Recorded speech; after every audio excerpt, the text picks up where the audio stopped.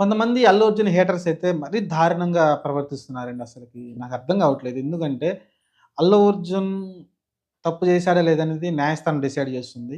అలానే మనం సగటు మనిషిగా మనం ఆలోచిస్తే 'అల్లు అర్జున్' చేసింది తప్పా, రైట్ అనేది నా ఉద్దేశం ప్రకారం అక్కడ తప్పు లేదని నాకైతే కనిపిస్తుంది.